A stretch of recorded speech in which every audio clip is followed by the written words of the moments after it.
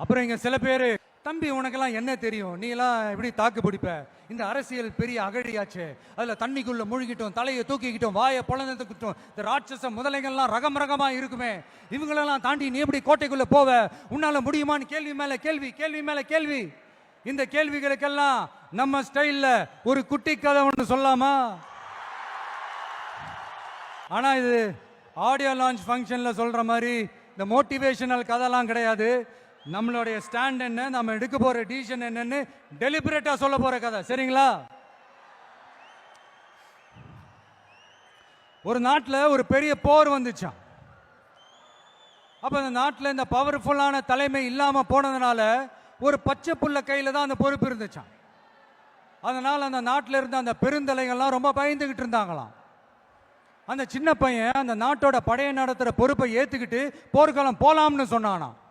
அப்ப அந்த பெருந்தலைகள்லாம், எப்பா நீயே சின்ன பையன், இது பெரிய போர்க்களம்பா, அங்க பவர்ஃபுல்லான நிறைய எதிரிகள்லாம் இருப்பாங்கப்பா, களத்தில் அவங்களுக்கு சந்திக்கிறதெல்லாம் சாதாரணமான விஷயம் இல்லப்பா, சொன்னா கேளுப்பா, இது விளையாட்டு இல்லை, நீ பாட்டுக்கு குடுகுடுன்னு ஓடி விளையாடிட்டு திரும்ப குடுகுடுன்னு வீட்டுக்கு ஓடி வர்றதுக்கு. போர்னா படையை நடத்தணும், அதை விட முக்கியம் அத்தனை எதிரிகளையும் சமாளிச்சு போர்ல தாக்கு பிடிக்கணும், அதுக்கு மேல முக்கியம் அந்த போர்ல ஜெயிக்கணும்.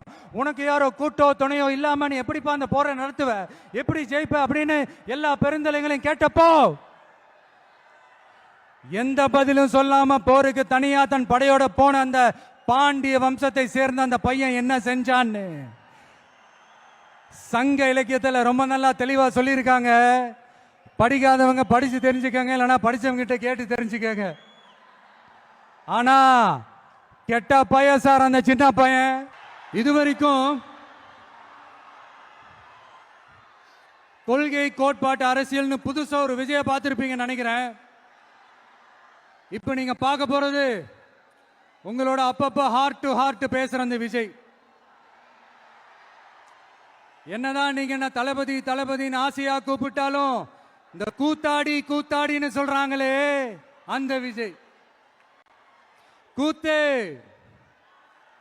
இந்த மண்ணோடு மக்களோடும் கலந்த ஒண்ணு. இந்த கூத்தாடின்ற பேர் ஏதோ நமக்கு மட்டும் வந்தது இல்லைங்க. அன்னைக்கு தமிழ்நாட்டில் நம்ம ஊரு வாத்தியார் எம்ஜிஆரையும், ஆந்திராவில் அவங்க ஊரு வாத்தியார் என்டிஆரையும், அவங்க கட்சி ஆரம்பிச்சப்பவே இதே மாதிரிதான் கூத்தாடி கூத்தாடின்னு தான் கூப்பாடு போட்டாங்க. அவங்களுக்கே அப்படி கூப்பிடும் போது நம்மளை கூப்பிடாமலா இருப்பாங்க? ஆனா அந்த ரெண்டு கூத்தாடி தாங்க அந்த ரெண்டு மாநிலத்தோட ஆக பெரும் தலைவர்களாகி இன்னைக்கும் மக்கள் மனசுல ஒரு நீங்கா ஒரு புகழோட வாழ்ந்துட்டு இருக்கிறாங்க. சினிமானா என்ன, வெறும் டான்ஸ் பாட்டு ஃபைட்டு காமெடி என்டர்டெயின்மெண்ட் மட்டும் தானா? தமிழரோட கலை இலக்கியம் வாழ்வியல் பண்பாடு தாங்க சினிமா. என்டர்டெயின்மெண்ட் காரணத்தையும் தாண்டி சமூக அரசியல் புரட்சிக்கு உதவின ஒரு பவர்ஃபுல் டூல் தாங்க சினிமா. திராவிட இயக்கம் போய் பட்டி தொட்டியெல்லாம் போய் ரீச் ஆனதே, போய் வளர்ந்ததே சினிமா வச்சுதான். இல்ல நான் தெரியாம தான் கேட்கிறேன், கூத்தாடினா என்ன ஏதாவது கேவலமான ஒரு பேரா, இல்ல கெட்ட வார்த்தையா? கூத்து அது சாதாரண வார்த்தை இல்லை.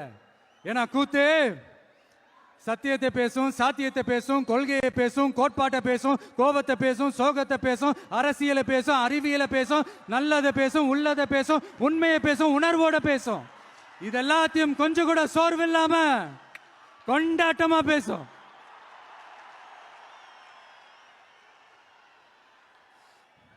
கூத்து ஒரு கொண்டாட்டம்னா கூத்தாடி அந்த கொண்டாட்டத்தோட குறியீடு. கூத்தாடி உள்ள இருக்கிற அந்த கோபத்தையும் சோகத்தையும் யாராலையும் தெரிஞ்சுக்க முடியாது, புரிஞ்சுக்க முடியாது. அவனுக்குள்ள இருக்கிற அந்த கோபம் கொப்பளிச்சதுன்னா யாராலையும் அவனை கண்ட்ரோல் பண்ணவும் முடியாது. அவன் நினைச்சதை செஞ்சு முடிக்கிற வரைக்கும் நெருப்பு மாதிரிதான் இருப்பான். அதனாலதான் குறியீடா மாறின கூத்தாடியை பார்த்தா மக்கள் கூட்டம் கைத்தட்டும், கண்கலங்கும்.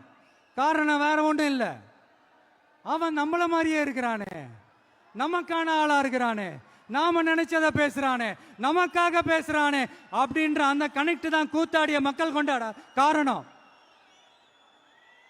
அன்னைக்கு கூத்து, இன்னைக்கு சினிமா, அவ்வளவுதான்.